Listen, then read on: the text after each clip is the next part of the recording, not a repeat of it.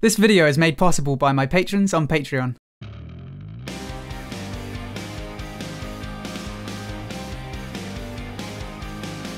Hello everyone, my name is Ziamaro and welcome to Battlerite Sage. So today I want to talk briefly about some of the differences between the different regional metagames. I know it's fun to make guesses about which region is better than all the others, and I guess we'll find out which style works best in the BPL Grand Finals. But in reality, each region just has a different way of playing things. So I'm going to be going through with you what some of those differences are. Personally, I'm most interested in the pro scene, but first let's take a quick look at solo queue.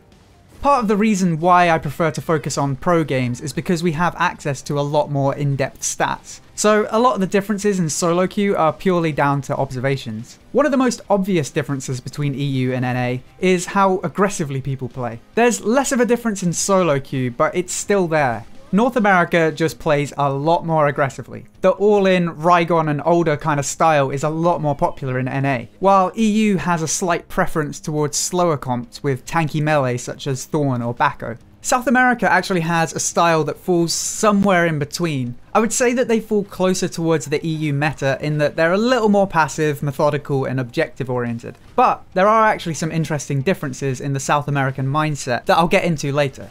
Another difference between EU and pretty much every other region is the preference for threes. Europe actually seems to prefer 3v3 while almost every other region plays more 2v2 on the whole. I'm not actually entirely sure why that is. People might tell you it's because the 2v2 queue is shorter, but that's only the case because more people queue for it in other regions. 3v3 queues in EU are actually fairly short because almost everyone queues for it. There's definitely a carry mentality across all regions, and I know the consensus among some solo queue players is that it's easier to carry one teammate than it is to carry two. So maybe that explains the preference towards twos. But it still doesn't explain why EU prefers 3v3. It would be nice to get some more public stats on this stuff because it's actually quite interesting. But because of the lack of hard stats, I think that's all I can really say about solo queue for now.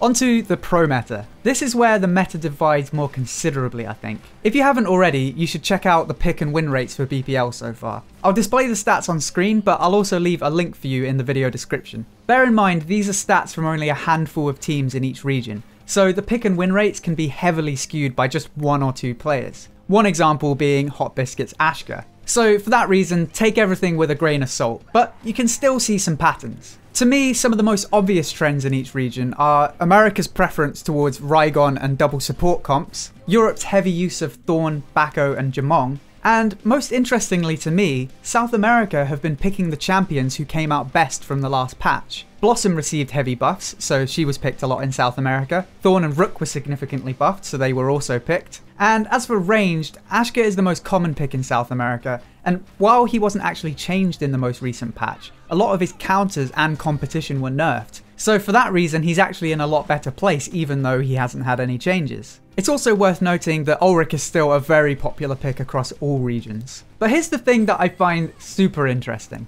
Here are some extra stats from BPL that a lot of you may not have seen.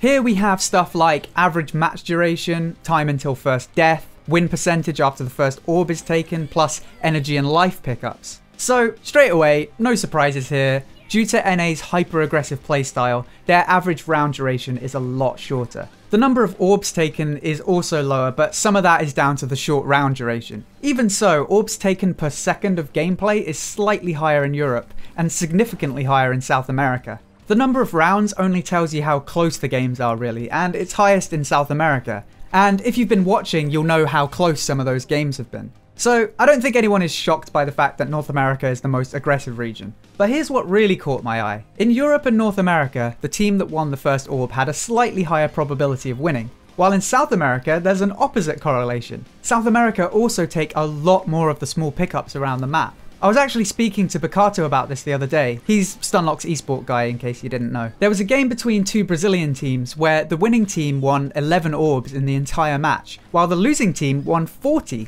Now, that probably sounds a bit weird to you, but the winning team explained that they think that some teams put too much emphasis on winning the orb. It causes them to overcommit to retaking middle control, and they actually punish the enemy team for overcommitting. They may not have won as many orbs, but they had full control over the smaller pickups and just punished the other team when they went for mid. So that's quite interesting, and it actually explains why there's a negative correlation between taking the first orb and winning the game in South America. I'm not sure whether or not that approach would work in NA and EU, but the fact that some South American teams have such a drastically different approach to the orb is really interesting. So that's all I have for today, but let me know if you like seeing stuff like this, because I'd love to do more of it if there's some interest. In any case, I'm going to try and get hold of some more obscure stats like this for future videos. All too often we just look at champion picks, but there's a lot more to the meta than just what champions people pick. I hope you enjoyed this video. If you did, then please feel free to subscribe for more Battlerite guides, news and discussion. If you'd like to help support the channel and get some unique rewards, then head over to patreon.com/battleritesage. And don't forget to check out twitch.tv/battleritesage. Until next time, thank you for watching, and I'll see you soon.